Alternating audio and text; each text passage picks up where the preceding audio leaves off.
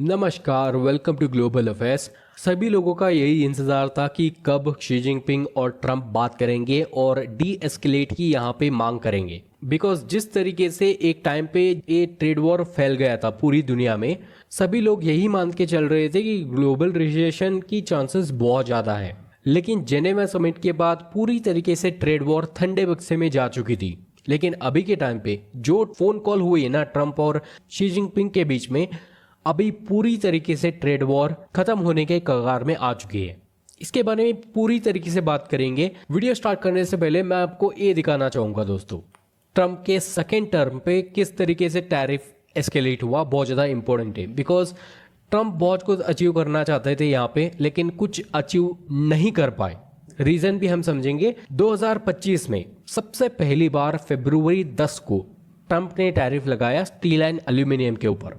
उसके साथ साथ जितने भी ऑटोमोटिव के कंपोनेंट्स होते हैं उन पे भी 25% टैरिफ लगाया।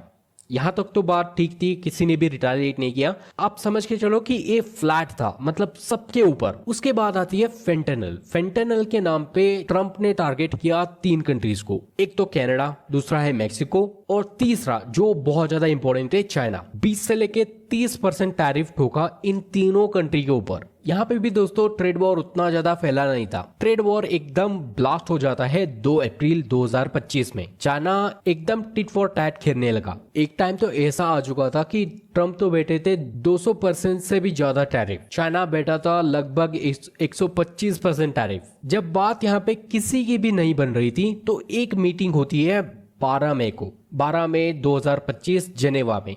आप यहाँ पे बोल सकते हो कि ठंडे बक्से में चला गया ट्रेड वॉर। जो 125% टैरिफ था चाइना का, वो चला गया 10%। अब समझ के चलो कि 115% टैरिफ रेड्यूस। और उसी तरीके से जो अमेरिका का 200 से भी ज्यादा परसेंट टैरिफ था, सिर्फ रह गया 30% टैरिफ। आने वाले दिनों में एक कम भी हो सकता है जब फेंटेनल क्राइसिस पे थोड़ा बहुत अंडरस्टैंडिंग होगी इनकी। आई होप आपको समझ में आ चुका होगा। अभी हम बात करेंगे कि क्या ट्रंप ऐसा अचीव करना चाह रहे थे जो अचीव नहीं कर पाए। सबसे पहली बात तो अगर आप मान के चलते हो कि टैरिफ तो सिर्फ और सिर्फ ट्रेड डेफिसिट के लिए है, बिल्कुल नहीं है दोस्तों। ट्रंप यहाँ पे बहुत सारी ऐसी पॉलिटिकल चीजें थी जो अचीव करना चाहते थे। ताइवान का इशू था, उसके बाद में हौतीस का इशू था। बिकॉज अभी के टाइम पे जितना सपोर्ट ईरान करता है ना हौतीस को, उतना सपोर्ट चाइना खुल के करता है हौतीस को। ईरान को बैकिंग करना, मतलब अभी के टाइम पे अगर ईरान को कोई बैक कर रहा है सिर्फ और सिर्फ चाइना है।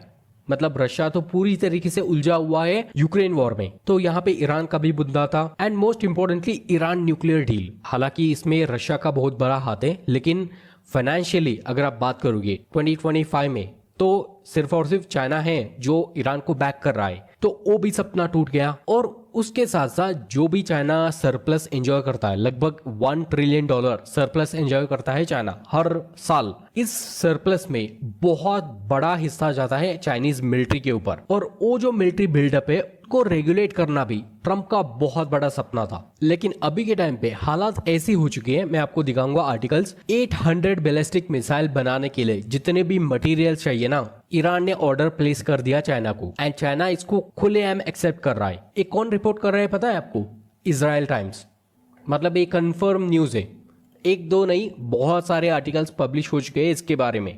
क्या ताइवान को लेके ऐसा कोई भी कंक्लूजन निकला जो ताइवान इंडिपेंडेंस की तरफ हो? बिल्कुल नहीं। यहाँ पे आप देख सकते हो चाइना ने ऐसा ड्रिल किया, मतलब सभी लोग बोलने लगे कि ताइवान तो एक ग्रे जोन में चला गया। ये पब्लिश करने वाले भी रॉयटर्स है। उस तरीके का ड्रिल अभी भी चल रहा है। तो यहाँ पे दोस्तों हमें समझने की जरूरत है कि चाइना का अपर हैंड है पूरे के पूरे ट्रेड वॉर में। ये तो बात हो गई ताइवान और ईरान की, लेकिन अभी हम बात करेंगे यूएस की। तो यहाँ पे दोस्तों आप गौर कर सकते हो कि रेयर अर्थ शॉर्टेज, मतलब हर कोई इसको रिपोर्ट कर रहा है। कोई भी आर्टिकल आप उठा के देख लो, रेयर अर्थ आपको देखने को मिलेगा ही मिलेगा। Because United states of America सिर्फ और सिर्फ डिपेंडेंट है चाइना के ऊपर।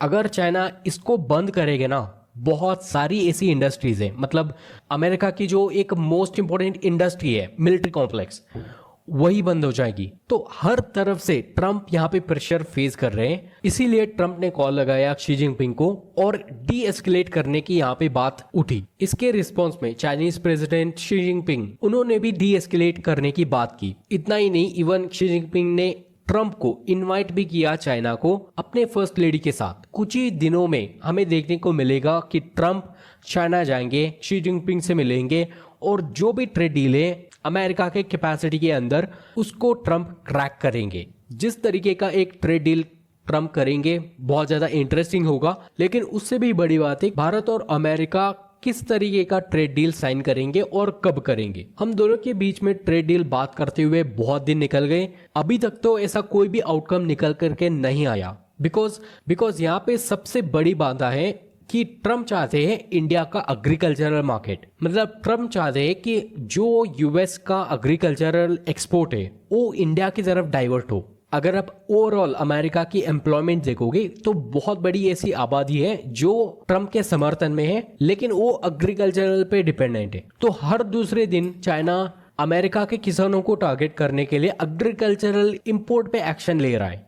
तो इसीलिए ट्रंप चाहते हैं ऐसा कोई भी बड़ा कंज्यूमर जो अमेरिका के एक्सपोर्ट्स के लिए डेस्टिनेशन बन जाए। लेकिन भारत यहाँ पे ये चाहता है कि ट्रेड डील के नाम पे अपने किसानों को नुकसान ना हो जाए। और उसके साथ साथ पूरी की पूरी ट्रंप एडमिनिस्ट्रेशन आप पकड़ लो, हर दूसरा कैबिनेट मेंबर इंडिया को बेचना चाहता है F-35।